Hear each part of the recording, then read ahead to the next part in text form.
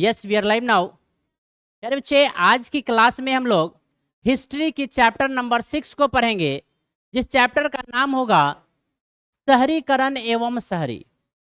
सबसे पहले इस बात को समझेंगे कि शहरीकरण और शहरी जो है क्या है। आज के डेट में सभी लोग गांव से शहर जाना चाहते हैं और शहर वाले लोग शहर से गांव जाना चाहते हैं। अब पहले इस बात को ध्यान रखिए कि गांव वाले लोग शहर क्यों जाना चाहते हैं। तो गांव वाले लोग शहर इसलिए जाना चाहते हैं क्योंकि वो बढ़िया शिक्षा स्तर को देख पाए। बढ़िया शिक्षा स्तर को देखे, उच्च क्वालिटी के आपको एजुकेशन मिले, आपके पास हॉस्पिटल की व्यवस्था, वाहन की व्यवस्था, अच्छी सड़कें, ठीक है, अच्छे लोग आपको कहाँ मिले? शहर में जाके मिले। लेकिन शहर में जब आप कुछ दिन रह गए तो रहने के बाद क्या हुआ? आपको वहां पर बहुत सारा पॉल्यूशन देखने को मिला। क्या देखने को मिला? पॉल्यूशन। और जब पॉल्यूशन देखने को मिलता है तो आप फिर वहां से कहां भागते हैं? फिर आप गांव की तरफ भागते हैं। कहां भागते हैं? गांव की तरफ भागना शुरू करते हैं।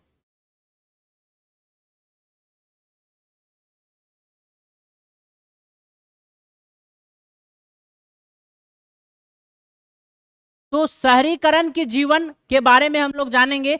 अब सबसे पहले यहां पर देखिए, कुछ क्वेश्चंस के माध्यम से हम लोग चलेंगे एक एक करके, समझिएगा। शहरों में गांव की तुलना में आबादी अधिक होती है। बिल्कुल, शहरों में क्या होती है? आबादी अधिक होती है और गांवों में आबादी क्या होती है?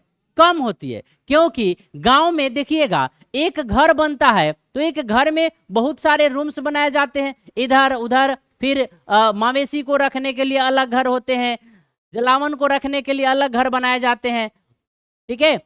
और स्पेस चाहिए होता है, उसको हम लोग क्या कहते हैं? दरवाजे के सामने जो है आपको स्पेस चाहिए, डोर के सामने। लेकिन शहर में क्या होते हैं?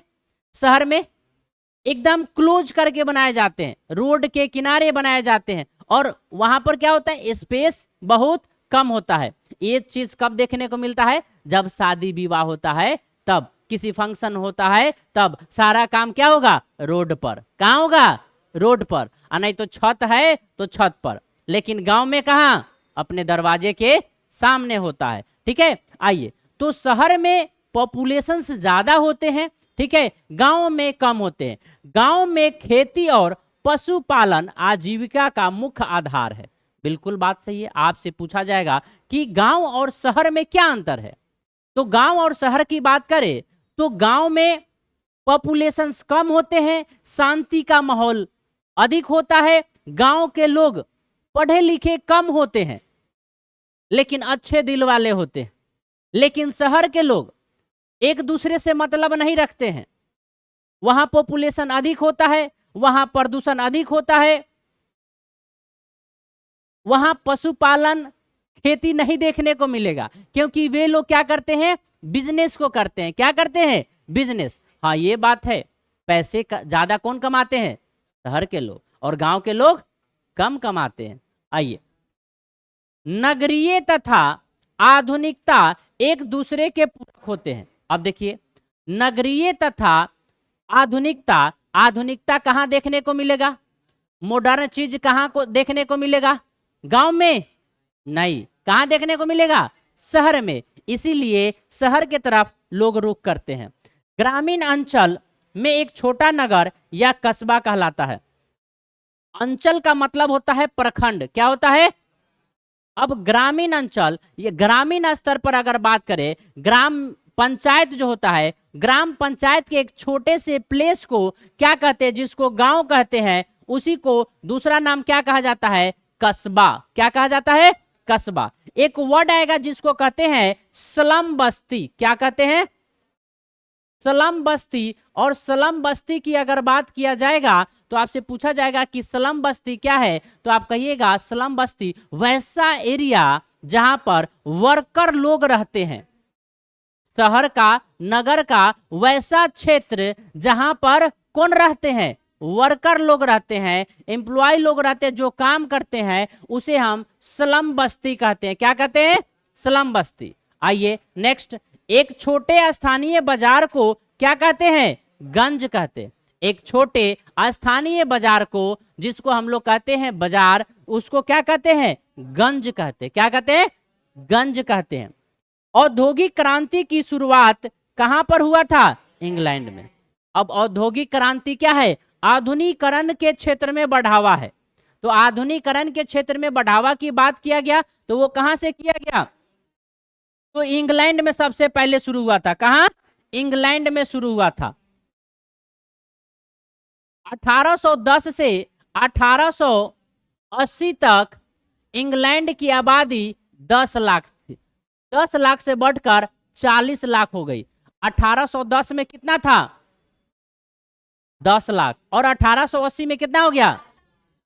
40 लाख। जिस प्रकार से भारत की आबादी अभी बढ़ रही है, तो सोच सकते हैं कि आने वाले समय में भारत की आबादी कितनी हो जाएगी। भारत की आबादी बढ़ जाएगी कि नहीं? बिल्कुल बढ़ जाएगी। भारत की आबादी बहुत ज्यादा बढ़ जाएगी, फिर इसको कंट्रोल करना दिक्कत हो जाएगा। किसी देश की विशाल और घनी आबादी वाला शहर जो प्रायः वहां की राजधानी होती है, वो महानगर कहलाता है। अगर बोले कि बिहार का महानगर कहाँ है, तो क्या कहिएगा? मूर्ख लोग, बिहार का महानगर कहाँ होगा? पटना। क्योंकि बिहार का वैसा क्षेत्र जहां पर क्या होता है? घनी आबादी वाला शहर हो और जहां उसकी राजधानी हो, तो उसको क्या कहेंगे? महानगर। तो बिहार का महानगर कौन है? पटना है। बिहार का महानगर कौन है? पटना, याद रखिएगा। और भारत का महानगर कौन है? कहां है? नई दिल्ली। कहां है? नई दिल्ली है।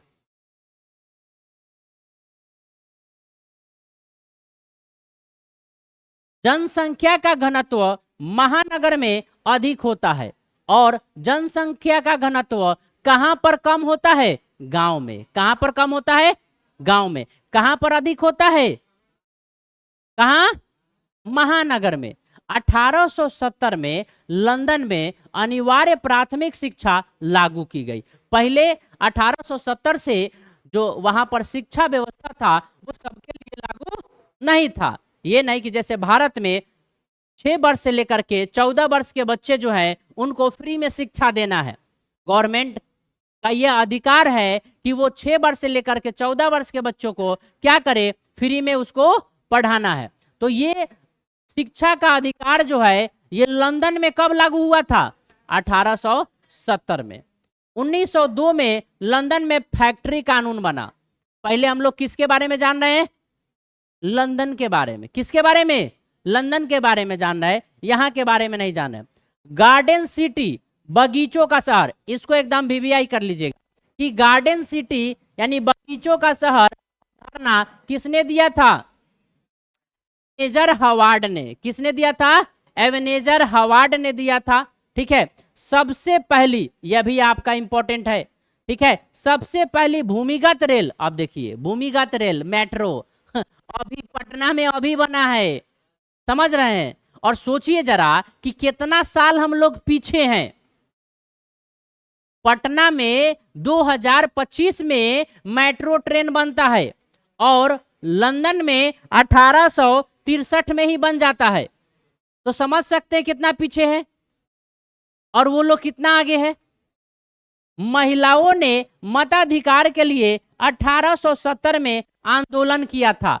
सबसे पहले महिलाओं को वोट देने का अधिकार कहां पर दिया गया? इंग्लैंड में। कब? 1870 में आंदोलन हुआ, उसके बाद। मध्यम वर्ग बुद्धिजीवी वर्ग के रूप में उभर कर आया। मध्यम वर्ग समझिए, मध्यम वर्ग बुद्धिजीवी वर्ग के रूप में उभर करके आया। मध्यम वर्ग का मतलब मिडिल क्लास, ना ज्यादा पैसे कमाया और ना ज्यादा कम, लेकिन मिडिल क्लास में रह करके वो सभी चीजों को बैलेंस करके चला, इसीलिए इनको क्या कहा गया? बुद्धिजीवी वर्ग। ठीक है, क्योंकि स्टार्टिंग में एक कुलीन वर्ग बनाया गया था, एक मध्यम वर्ग बनाया गया था, ठीक है, और एक सर्वहारा वर्ग बनाया गया था। तीन तरीके का इंग्लैंड में वर्ग बनाया गया था। एक कुलीन वर्ग, दूसरा मध्यम वर्ग और तीसरा सर्वहारा वर्ग। ठीक है, कुलीन वर्ग में पोप और पादरी लोग आते थे। कौन आते थे? पोप और पादरी। पोप और पादरी की बात करें तो ये कौन थे? तो ये उच्च क्वालिटी के, जैसे यहाँ के पंडित जी है, जो मौलाना लोग हैं, ये उच्च क्वालिटी के हो गए। वे जो बात कहेंगे वही सभी को मानना पड़ता है। उसी तरीके से इंग्लैंड में चर्च के जो फादर होते थे उसको पोप और पादरी कहा जाता था। मुंबई में पहला कपड़ा मिल कब बना? बहुत इंपॉर्टेंट, 1854 में। कब? और रेलवे कब शुरू हुआ भारत में? रेलवे कब शुरू हुआ था? 1854 में ही। कब शुरू हुआ था? पोस्ट ऑफिस कब शुरू हुआ था? 1854 में ही। यह बात याद रखना है। रेलवे कहां से कहां तक चला था? पुणे से थाने तक चला था। यह बात याद रखिएगा। 1898 में city of Mumbai improvement trust की स्थापना हुई थी। यह उतना इंपॉर्टेंट नहीं है। आइए अब आते हैं पटना। पटना नगर की स्थापना 6ठी शताब्दी पूर्व मगध के काल में हुआ था। किसके काल में हुआ था? बहुत इंपॉर्टेंट क्वेश्चन होगा यह। पटना नगर की स्थापना किसके शासन काल में हुआ था? तो शासक अजात शत्रु, क्या नाम है किसके? चंद्रगुप्त मौर्य। कौन थे? चंद्रगुप्त मौर्य। उन्हीं के शासन काल में पटना को स्टैब्लिश किया गया था। ठीक है, और यह पूर्व में मगध के शासक थे। क्या थे? पूर्व में मगध के शासक थे। ये 6ठी शताब्दी। पटना का पुराना नाम क्या है? क्या है? पाटलिपुत्र है। पटना कालांतर में मगध साम्राज्य की राजधानी बनी। उस समय पटना की राजधानी जो है मगध थी। कहाँ थी? मगध। तो पटना की राजधानी पहले क्या थी? मगध थी। पटना नगर का गौरव को सुप्रसिद्ध शेरशाह सूरी ने किया। किसने किया था? शेरशाह सूरी ने। उसने ज्यादा इसको फेमस कर दिया। और इसी का देन है जो वैशाली है, वैशाली जिसको वाजिका कहा जाता है। ठीक है, वैशाली जो गढ़ के बारे में आप सुने होंगे, यह अशोक सम्राट के समय था। अशोक के समय पटना एक व्यापारी का केंद्र था। अशोक जब राजा थे तो उस समय पटना क्या था? एक व्यापारी केंद्र था। क्या था? व्यापारी केंद्र था। 17वीं और 18वीं शताब्दी में पटना की आबादी कितना था? 3 लाख। मात्र कितना था? 3 लाख। अभी कितना है? लगभग 13 करोड़। लगभग कितना है? 13 करोड़। और उस समय कितना था? 3। भाई साहब, आइए यहां से ये क्वेश्चन बार बार पूछा गया है कि 1666 ईस्वी में सिखों के 10वें गुरु का नाम क्या है? तो गुरु गोविंद सिंह। क्या नाम है? गुरु गोविंद सिंह। और इसका जन्म कहाँ हुआ है? पटना में। 1786 में गोल घर का निर्माण हुआ। पूछा जाएगा, यह भी इंपॉर्टेंट है आपका। जो जो इंपॉर्टेंट लगा रहे हैं पीडीएफ में, आप क्या करेंगे? उसको स्टार मार्क करेंगे और फिर उसको एकदम याद करना है। गोल घर का निर्माण कब हुआ? 1786 में हुआ। बिहार का एक पृथक राज्य को कब बना था? 1911 में। 1911 में ये पृथक राज्य बना। कब? 22 मार्च 1911 को। 22 मार्च 1911 को। और इसी दिन क्या मनाया जाता है? बिहार दिवस। क्या मनाया जाता है? बिहार दिवस मनाया जाता है। 1912 ईस्वी में बिहार उड़ीसा और बंगाल से अलग हो गया। बिहार किससे अलग? बिहार उड़ीसा और बंगाल से क्या हो गया? अलग हो गया। और पूछा जाए कि बिहार से उड़ीसा कब अलग हुआ था? तो 1936 में। कब हुआ था? 1936 में हुआ था। बिहार से झारखंड कब अलग हुआ था? 15 नवंबर 2000 को। 15 नवंबर 2000 को। अब ये जो एक्स्ट्रा बात बताए ना, उसको उसी जगह लिख लीजिएगा, उसी पीडीएफ पर साइड में लिख लीजिएगा। समझ में आई बात? आइए, कोलकाता के बाद पटना पूर्वी भारत का सबसे बड़ा नगर बना था। पटना भारत का 14 सर्वाधिक आबादी वाला नगर बना। कितना? 14 सर्वाधिक आबादी वाला नगर कौन बना था? पटना। सामंती व्यवस्था से हटकर प्रगतिशील प्रवृत्ति शहरी व्यवस्था की गई। प्रगतिशील किसको बनाया गया? शहर को। प्रगतिशील का मतलब क्या होता है? प्रगतिशील का मतलब क्या होता है? प्रोग्रेसिव। आप देखिएगा रोड का काम होता है तो उस पर लिखा हुआ रहता है कार्य प्रगति पर है, लिखा होता है कार्य प्रगति पर है। मतलब आप अभी 10th क्लास पढ़ रहे हैं तो आप क्या है? आपका कार्य प्रगति पर है, आप प्रोग्रेसिव है, मतलब आप प्रगतिशील हैं। क्या है?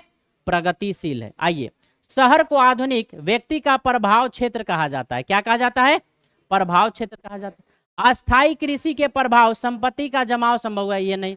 आधुनिक काल में औद्योगिकरण को शहरीकरण को प्रभावित किया। अब देखिए, जैसे ही आधुनिक काल आया, आधुनिक काल आया, अब गांव के लोग शहर वाले से कम है क्या? जो शहर में व्यवस्था है वो गांव में व्यवस्था हो रहा है कि नहीं है? तो जैसे ही आधुनिक काल आया, शहर के लोग पहले फोन रखते थे, गांव वाले नहीं रखते थे, आज गांव के लोग भी रख रहे हैं। आज गांव में भी आपके हाई स्कूल और इंटरमीडिएट स्कूल सभी बन गए हैं कि नहीं है? तो वहां पर भी शिक्षा की व्यवस्था हो गई पंचायत में। तो इस तरीके से आधुनिक काल में बहुत सारा चीज है। जैसे पहले शहर में क्या था कि नए आधुनिक मशीन आते थे, लेकिन अब गाँव में भी आधुनिक मशीन लग गए हैं कि नहीं लग गए हैं? बहुत सारा डेवलपमेंट का काम हुआ है। पूंजीपति वर्ग के द्वारा सभी वर्गों का शोषण हुआ। बिल्कुल सही बात है। पूंजीपति वर्ग के शासन में जितने भी वर्ग है गरीब तबके का, सब का क्या हुआ? शोषण। शोषण का मतलब क्या होता है बताइए? शोषण का मतलब क्या होता है? अत्याचार। शोषण का मतलब अत्याचार होता है। तो ये आपका चैप्टर था। अभी इसमें अभी एक क्लास और आपको देंगे, ठीक है? तो पहले इतना आपको क्या करना है? इतना आपको पहले पढ़ना है। इसका पार्ट 2 होगा तो उसमें हम लोग इसको कंप्लीट कर लेंगे। ओके, तो ये क्या करना है? पीडीएफ में अंडरलाइन करना है और उसको स्टार मार्क करके पढ़ना है। सबके पास पीडीएफ है ना? किसके किसके पास नहीं है? इतने लोग के पास नहीं है, ठीक है?